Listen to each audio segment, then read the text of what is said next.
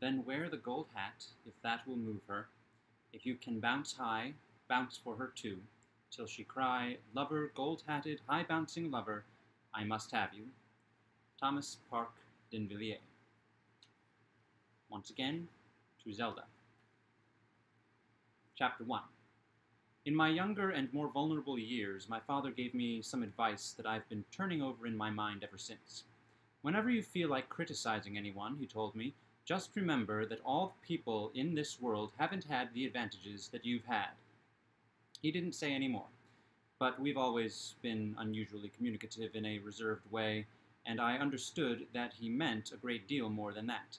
In consequence, I'm inclined to reserve all judgments, a habit that has opened up many curious natures to me, and also made me the victim of not a few veteran bores. The abnormal mind is quick to detect and attach itself to this quality when it appears in a normal person, and so it came about that in college I was unjustly accused of being a politician because I was privy to the secret griefs of wild, unknown men. Most of the confidences were unsought. Frequently I have feigned sleep, preoccupation, or a hostile levity when I realized by some unmistakable sign that an intimate revelation was quivering on the horizon, for the intimate revelations of young men, or at least the terms in which they express them, are usually plagiaristic and marred by obvious suppressions. Reserving judgments is a matter of infinite hope.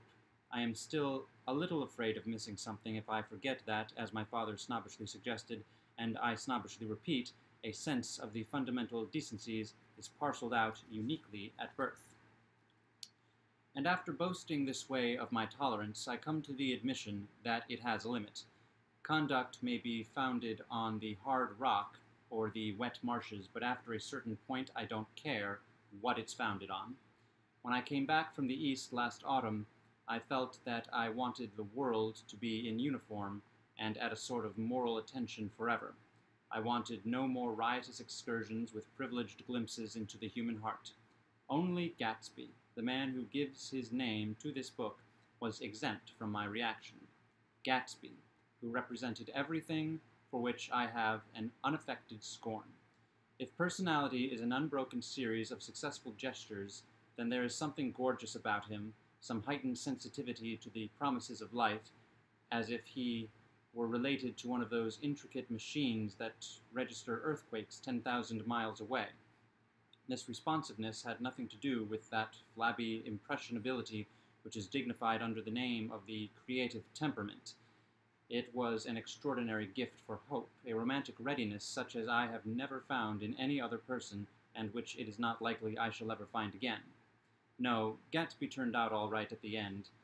It is what preyed on Gatsby, that foul dust floated in the wake of his dreams, that temporarily closed out my interest in the abortive sorrows and short-winded elations of men. My family have been prominent, well-to-do people in this Middle Western city for 3 generations. The Carraways are something of a clan, and we have a tradition that we're descended from the Dukes of Buccleuch. But the actual founder of my line was my grandfather's brother, who came here in 51, sent a substitute to the Civil War, and started the wholesale hardware business that my father carries on today. I never saw this great-uncle, but I'm supposed to look like him, with special reference to the rather hard-boiled painting that hangs in Father's office. I graduated from New Haven in 1915, just a quarter of a century after my father, and a little later I participated in that delayed Teutonic migration known as the Great War. I enjoyed the counter-raid so thoroughly that I came back restless. Instead of being the warm center of the world, the Middle West now seemed like the ragged edge of the universe, so I decided to go east and learn the bond business. Everybody I knew was in the bond business, so I supposed it could support one more single man. All my aunts and uncles talked it over as if they were choosing a prep school for me, and finally said, "Why, yes," with very grave, hesitant faces. Father agreed to finance me for a year, and after various delays I came east permanently, I thought, in the spring of 22. The practical thing was to find rooms in the city, but it was a warm season, and I had just left a country of wide lawns and friendly trees, so when a young man at the office suggested that we take a house together in a commuting town, it sounded like a great idea.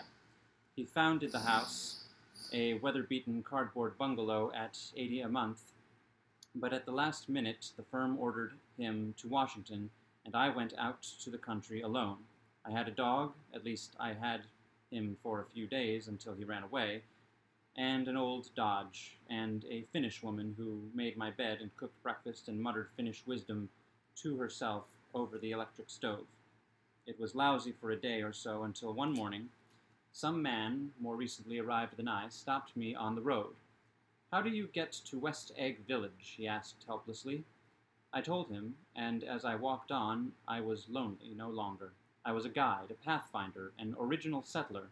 He had casually conferred on me the freedom of the neighborhood, and so, with the sunshine and the great bursts of leaves growing on the trees, just as things grow in fast movies, I had that familiar conviction that life was beginning over again with the summer. There was so much to read, for one thing, and so much fine health to be pulled down out of the young, breath-giving air. I bought a dozen volumes on banking and credit and investment securities, and they stood on my shelf in red and gold like new money from the mint, promising to unfold the shining secrets that only Midas and Morgan and Mykonos knew. And I had the high intention of reading many other books besides. I was rather literary in college. One year I wrote a series of very solemn and obvious editorials for the Yale News, and now I was going to bring back all such things into my life and become again that most limited of all specialists, the well-rounded man. This isn't just an epigram. Life is much more successfully looked at from a single window, after all. It was a matter of chance that I should have rented a house in one of the strangest communities in North America. It was on that slender, riotous island which extends itself due east of New York, and where there are, among other natural curiosities, two unusual formations of land. 20 miles from the city, a pair of enormous eggs, identical in contour and separated only by a courtesy bay, jut out into the most domesticated body of salt water in the Western Hemisphere, the great wet barnyard of Long Island Sound. They are not perfect ovals, like the egg in the Columbus story. They are both crushed flat at the contact end. But their physical resemblance must be a source of perpetual confusion to the gulls that fly overhead. To the wingless, a more arresting phenomenon is their dissimilarity in every particular except shape and size. I lived at West Egg, the less fashionable of the two, though this is a most superficial tag to express the bizarre and not a little sinister contrast between them. My house was at the very tip of the egg, only 50 yards from the Sound, and squeezed between two huge places that rented for $12,000 or $15,000 a season. The one on my right was a colossal affair by any standard.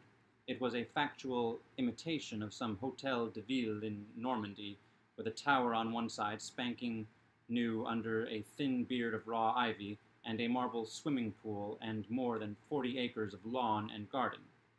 It was Gatsby's mansion. Or rather, as I didn't know Mr. Gatsby, it was a mansion, inhabited by a gentleman of that name. My own house was an eyesore, but it was a small eyesore, and it had been overlooked, so I had a view of the water, a partial view of my neighbor's lawn, and the consoling proximity of millionaires, all for $80 a month. Across the Courtesy Bay, the white palaces of fashionable East Egg glittered along the water, and the history of the summer really begins on the evening I drove over there to have dinner with the Tom Buchanans. Daisy was my second cousin once removed, and I'd known Tom in college, and just after the war I spent 2 days with them in Chicago. Her husband, among various physical accomplishments, had been one of the most powerful ends that ever played football at New Haven. A national figure in a way, one of those men who reach such an acute, limited excellence at 21 that everything afterward savors of anticlimax. His family were enormously wealthy. Even in college, his freedom with money was a matter for reproach. But now he'd left Chicago and come east in a fashion that rather took your breath away. For instance, he'd brought down a string of polo ponies from Lake Forest. It was hard to realize that a man in my own generation was wealthy enough to do that. Why they came east, I don't know. They had spent a year in France for no particular reason, and then drifted here and there unrestfully wherever people played polo and were rich together. This was a permanent move, said Daisy over the telephone, but I didn't believe it. I had no sight into Daisy's heart, but I felt that Tom would drift on forever seeking, a little wistfully, the dramatic turbulence of some irrecoverable football game. And so it happened that on a warm, windy evening I drove over to East Egg to see two old friends, whom I scarcely knew at all. Their house was even more elaborate than I expected, a cheerful red and white Georgian colonial mansion, overlooking the bay. The lawn started at the beach and ran toward the front door for a quarter of a mile, jumping over sundials and brick walks and burning gardens. Finally, when it reached the house, drifting up the side in bright vines as though from the momentum of its run. The front was broken by a line of French windows, glowing now with reflected gold and wide open to the warm, windy evening, and Tom Buchanan, in riding clothes, was standing with his legs apart on the front porch. He had changed since his New Haven years. Now he was a sturdy, straw-haired man of 30, with a rather hard mouth and a supercilious manner. Two shining, arrogant eyes had established dominance over his face, and gave him the appearance of always leaning aggressively forward. Not even the effeminate swank of his riding clothes could hide the enormous power of that body. He seemed to fill those glistening boots until he strained the top lacing, and you could see a great pack of muscle shifting when his shoulder moved under his thin coat. It was a body capable of enormous leverage, a cruel body. His speaking voice, a gruff, husky tenor, added to the impression of fractiousness he conveyed. There was a touch of paternal contempt in it, even toward people he liked, and there were men at New Haven who had hated his guts. Now don't think my opinion on these matters is final, he seemed to say, just because I'm stronger and more of a man than you are. We were in the same senior society, and while we were never intimate, I always had the impression that he approved of me and wanted me to like him, with some harsh, defiant wistfulness of his own. We talked for a few minutes on the sunny porch. I've got a nice place here, he said, his eyes flashing about restlessly. Turning me around by one arm, he moved a broad, flat hand along the front vista, including in its sweep a sunken Italian garden, a half-acre of deep, pungent roses, and a snub-nosed motorboat that bumped the tide offshore. It belonged to Demain, the oil man. He turned me round again, politely and abruptly. We'll go inside. We walked through a high hallway into a bright, rosy-colored space, fragilely bound into the house by French windows at either end. The windows were ajar, and gleaming white against the fresh grass outside that seemed to grow a little way into the house. A breeze blew through the room, blew curtains in at one end and out the other like pale flags, twisting them up toward the frosted wedding cake of the ceiling, and then rippled over the wine-colored rug, making a shadow on it, as wind does on the sea. The only completely stationary object in the room was an enormous couch, on which two young women were buoyed up as though upon an anchored balloon. They were both in white, and their dresses were rippling and fluttering as if they had just been blown back in after a short flight around the house. I must have stood for a few moments, just a few moments, listening to the whip and snap of the curtains and the groan of a picture on the wall. Then there was a boom as Tom Buchanan shut the rear windows, and the caught wind died out about the room, and the curtains and the rugs and the two young women ballooned slowly to the floor. The younger of the two was a stranger to me. She was extended full length at her end of the divan, completely motionless, and with her chin raised a little as if she were balancing something on it which was quite likely to fall. If she saw me out of the corner of her eyes, she gave no hint of it. Indeed, I was almost surprised into murmuring an apology for having disturbed her by coming in. The other girl, Daisy, made an attempt to rise. She leaned slightly forward in a conscientious expression. Then she laughed an absurd, charming little laugh, and I laughed too and came forward into the room. I'm paralyzed with happiness. She laughed again, as if she said something very witty, and held my hand for a moment. looking up into my face, promising that there was no one in the world she so much wanted to see. That was a way she had. She hinted in a murmur that the surname of the balancing girl was Baker. I've heard it said that Daisy's murmur was only to make people lean toward her, an irrelevant criticism that made it no less charming. At any rate, Miss Baker's lips fluttered, she nodded at me almost imperceptibly, and then quickly tipped her head back again. The object she was balancing had obviously tottered a little and given her something of a fright.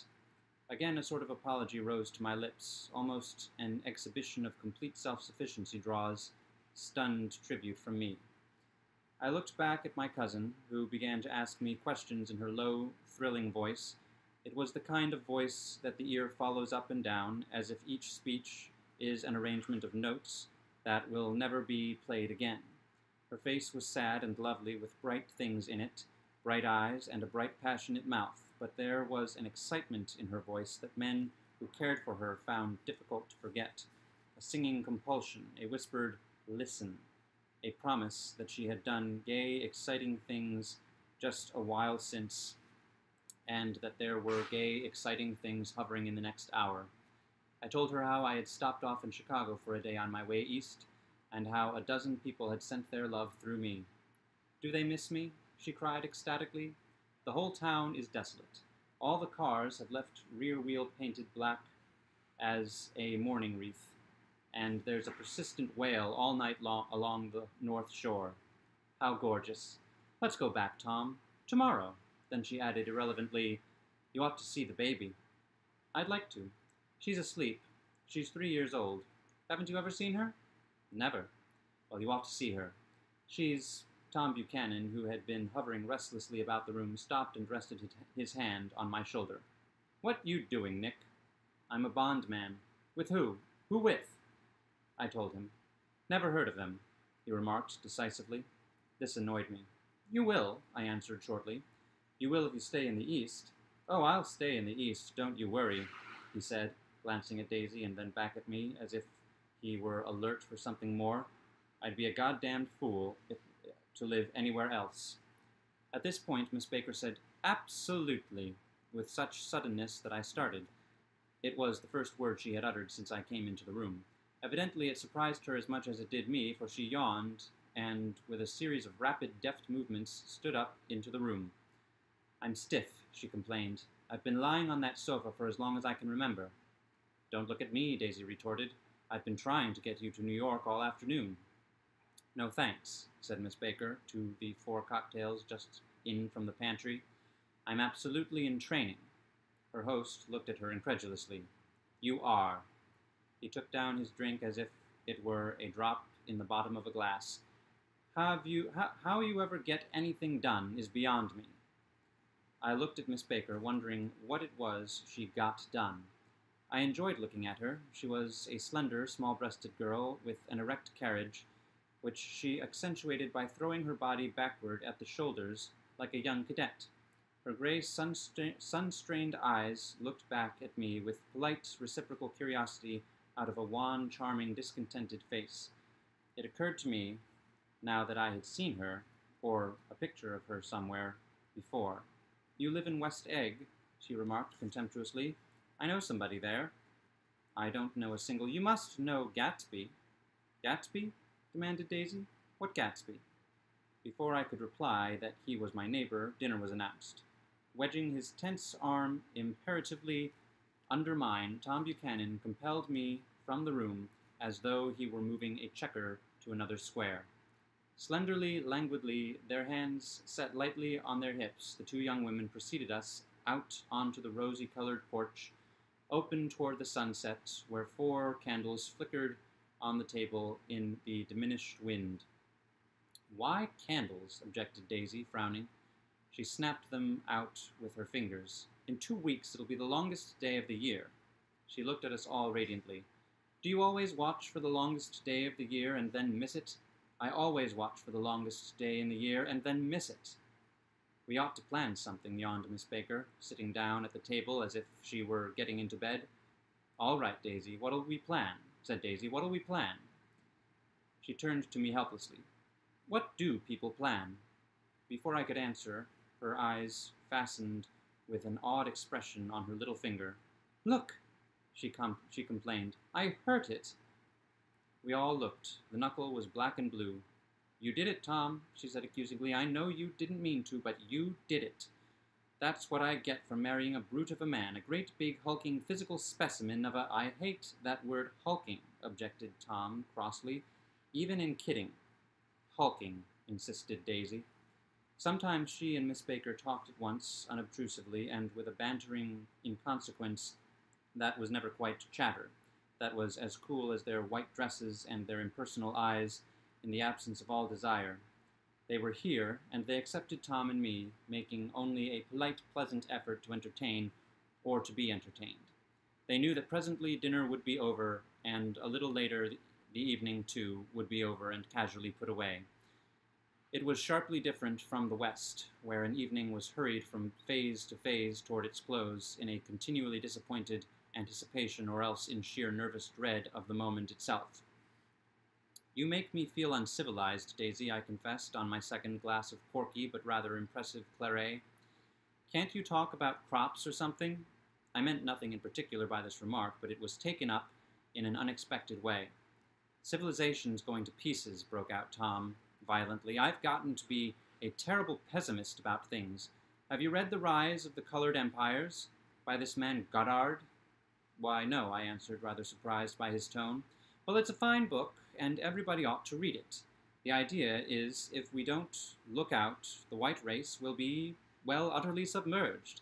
It's all scientific stuff. It's been proved."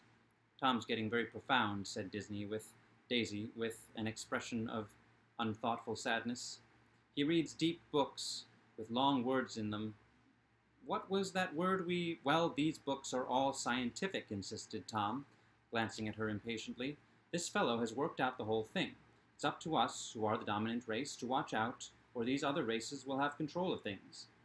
"We've got to beat them down," whispered Daisy, winking ferociously toward the fervent sun. "You ought to live in California," began Miss Baker, but Tom interrupted her by shifting heavily in his chair. "This idea is that we're Nordics. I am, and you are, and you are, and," after an infinitesimal hesitation he included Daisy with a slight nod, and she winked at me again, "and we've produced all the things that go to make civilization. Oh, science and art and all that. Do you see?" There was something pathetic in his concentration, as if his complacency, more acute than of old, was not enough to him any more. Then, when almost immediately the telephone rang inside and the butler left the porch, Daisy seized upon the momentary interruption and leaned toward me.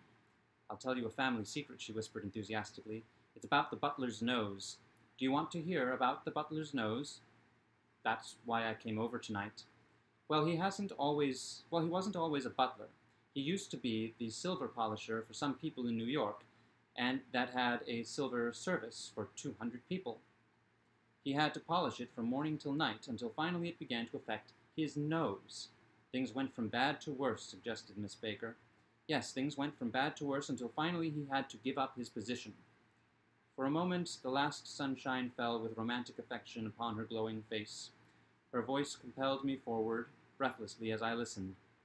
Then the glow faded, each light deserting her with lingering regret, like children leaving a peasant street at dusk.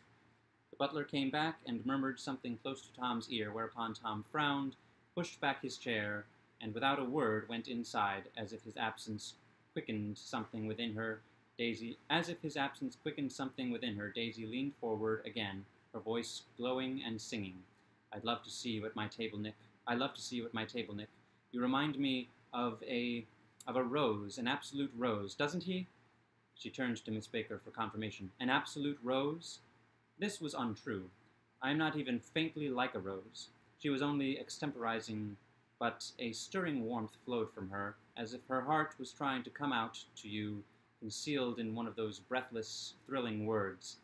Then suddenly she threw her napkin on the table and excused herself, and went into the house. Miss Baker and I exchanged a short glance, consciously devoid of meaning. I was about to speak when she sat up alertly and said, "Shh!" in a warning voice. A subdued, impassioned murmur was audible from the room beyond, and Miss Baker leaned forward, unashamed, trying to hear. The murmur trembled on the verge of coherence, sank down, mounted excitedly, and then ceased altogether. "This Mr. Gatsby you spoke of is my neighbor," I said. "Don't talk, I want to hear what happens." "Is something happening?" I inquired innocently. "You mean to say you don't know?" said Miss Baker, honestly surprised. "I thought everybody knew." "I don't." "Why," she said hesitantly, "Tom's got some woman in New York." "Got some woman?" I repeated blankly. Miss Baker nodded. "She might have the decency not to telephone him at dinner time, don't you think?" Almost before I had grasped her meaning, there was the flutter of a dress and the crunch of leather boots, and Tom and Daisy were back at the table. "It couldn't be helped," cried Daisy with tense gaiety. She sat down, glanced searchingly at Miss Baker and then at me, and continued, "I looked outdoors for a minute, and it's very romantic outdoors. There's a bird on the lawn that I think must be a nightingale, come over on the Cunard or White Star Line. He's singing, anyway." Her voice sang. "It's romantic, isn't it, Tom?" "Very romantic," he said, and then miserably to me, "If it's light enough after dinner, I want to take you down to the stables." The telephone rang inside, startlingly, and as Daisy shook her head decisively at Tom, the subject of the stables, in fact all subjects, vanished into the air. Among the broken fragments of the last 5 minutes at table, I remember the candles being lit again, pointlessly, and I was conscious of wanting to look squarely at everyone, and yet to avoid all eyes. I couldn't guess what Daisy and Tom were thinking, but I doubt even if even Miss Baker, who seemed to have mastered a certain hardy skepticism, was able utterly to put this fifth guest's shrill, metallic urgency out of mind. To a certain temperament, the situation might have seemed intriguing. My own instinct was to telephone immediately for the police. The horses, needless to say, were not mentioned again. Tom and Miss Baker were with several feet of twilight between them, strolled back into the library as if to a vigil beside a perfectly tangible body. While trying to look pleasantly interested and a little deaf, I followed Daisy around a chain of connecting verandas to the porch in front. In its deep gloom, we sat down side by side on a wicker settee. Daisy took her face in her hands, as if feeling its lovely shape, and her eyes moved gradually out into the velvet dusk. I saw that turbulent emotions possessed her, so I asked what I thought would be some sedative questions about her little girl. "We don't know each other very well, Nick," she said suddenly, "even if we are cousins. You didn't come to my wedding. I wasn't back from the war." "That's true," she hesitated. "Well, I've had a very bad time, Nick, and I'm pretty cynical about everything." Evidently she had reason to be. I waited, but she didn't say any more, and after a moment I returned rather feebly to the subject of her daughter. "I suppose she talks and eats and everything?" "Oh, yes." She looked at me absently. "Listen, Nick, let me tell you what I said when she was born. Would you like to hear?" "Very much. It'll show you how I've gotten to feel about things. Well, she was less than an hour old, and Tom was God knows where. I woke up out of the ether with an utterly abandoned feeling and asked the nurse right away if it was a boy or a girl. She told me it was a girl, and so I turned my head away and wept. 'All right,' I said. 'I'm glad it's a girl, and I hope she'll be a fool. That's the best thing a girl can be in this world, a beautiful little fool.' You see, I think everything's terrible anyhow," she went on in a convinced way. "Everybody thinks so. I'm the most advanced people. And I know I've been everywhere, and seen everything, and done everything." Her eyes flashed around her in a defiant way, rather like Tom's, and she laughed with thrilling scorn. "Sophisticated. God, I'm sophisticated." The instant her voice broke off, ceasing to compel my attention, my belief, I felt the basic insincerity of what she had said. It made me uneasy, as though the whole evening had been a trick of some sort to exact a contributory emotion from me. I waited, and sure enough, in a moment she looked at me with an absolute smirk on her lovely face, as if she had asserted her membership in a rather distinguished secret society to which she and Tom belonged. Inside, the crimson room bloomed with light. Tom and Miss Baker sat at either end of the long couch, and she read aloud to him from the Saturday Evening Post. the words, murmurous and uninflected, running together in a soothing tune. The lamplight, bright on his boots and dull on the autumn leaf, yellow of her hair, glinted along the paper as she turned a page, with a flutter of slender muscles in her arms. When we came in, she held us silent for a moment with a lifted hand. "To be continued," she said, tossing the magazine on the table, "in our very next issue." Her body asserted itself with a restless movement of her knee, and she stood up. 10 o'clock, she remarked, apparently finding the time on the ceiling. "Time for this good girl to go to bed. Jordan's going to play in the tournament tomorrow," explained Daisy, "over at Westchester." "Oh, you're Jordan Baker." I knew now why her face was familiar. Its pleasing, contemptuous expression had looked out at me from many rotogravure pictures of the sporting life at Asheville and Hot Springs and Palm Beach. I had heard some story of her, too, a critical, unpleasant story, but what it was I had forgotten long ago. "Good night," she said softly. "Wake me at 8, won't you? If you'll get up." "I will. Good night, Mr. Carraway. See you soon. See you anon." "Of course you will," confirmed Daisy. "In fact, I think I'll arrange a marriage. Come over often, Nick, and I'll sort of, fling you together. You know, lock you up accidentally in linen closets, and push you out to sea in a boat, and all that sort of thing." "Good night," called Miss Baker from the stairs. "I haven't heard a word." "She's a nice girl," said Tom after a moment. "They oughtn't to let her run around the country this way." "Who oughtn't to?" inquired Daisy coldly. "Her family. Her family is one aunt and about 1,000 years old besides. Nick's going to look after her, aren't you, Nick? She's going to spend lots of weekends out here this summer. I think the home influence will be very good for her." Daisy and Tom looked at each other for a moment in silence. "Is she from New York?" I asked quickly. "From Louisville. Our white girlhood was passed together there. Our beautiful white—" "Did you give Nick a little heart-to-heart talk on the veranda?" demanded Tom suddenly. "Did I?" She looked at me. "I can't seem to remember. But I think we talked about the Nordic race. Yes, I'm sure we did. It sort of crept up on us the first thing, you know." "The first thing, you know. Don't believe everything you hear, Nick," he advised me. I said lightly that I had heard nothing at all, and a few minutes later I got up to go home. They came to the door with me and stood side by side in a cheerful square of light. As I started my motor, Daisy peremptorily called, "Wait! I forgot to ask you something, and it's important. We heard you were engaged to a girl out west." "That's right," corroborated Tom kindly. "We heard that you were engaged. It's a libel. I'm too poor." "But we heard it," insisted Daisy, surprising me by opening up again in a flower-like way. "We heard it from 3 people, so it must be true." Of course I knew what they were referring to, but I wasn't even vaguely engaged. The fact that Gossip had published the bans was one of the reasons I had come east. You can't stop going with an old friend on account of rumors, and on the other hand, I had no intention of being rumored into marriage. Their interest rather touched me, and made them less remotely rich. Nevertheless, I was confused and a little disgusted as I drove away.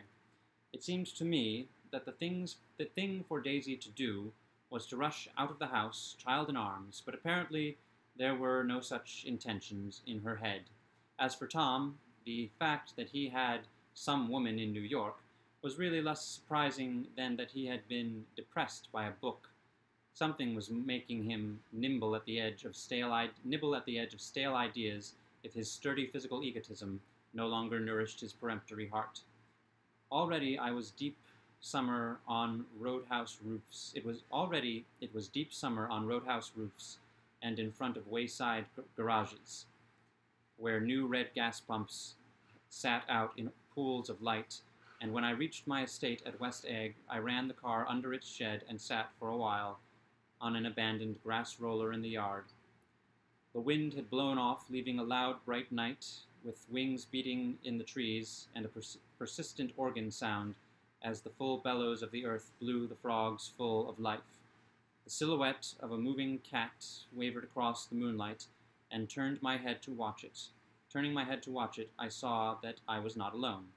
50 feet away, a figure had emerged from the shadow of my neighbor's mansion, and was standing with his hands in his pockets, regarding the silver pepper of the stars. Something in his leisurely movements and the secure position of his feet upon the lawn suggested that it was Mr. Gatsby himself, come out to determine what share was his of our local heavens. I decided to call to him. Miss Baker had mentioned him at dinner, and that would do for an introduction, but I didn't call to him, for he gave a sudden intimation that he was content to be alone. He stretched out his arms toward the dark water in a curious way, and far as I was from him, I could have sworn he was trembling. Involuntarily, I glanced seaward, and distinguished nothing except a single green light, minute and far away, that might have been the end of a dock. When I looked once more for Gatsby, he had vanished, and I was alone again in the unquiet darkness.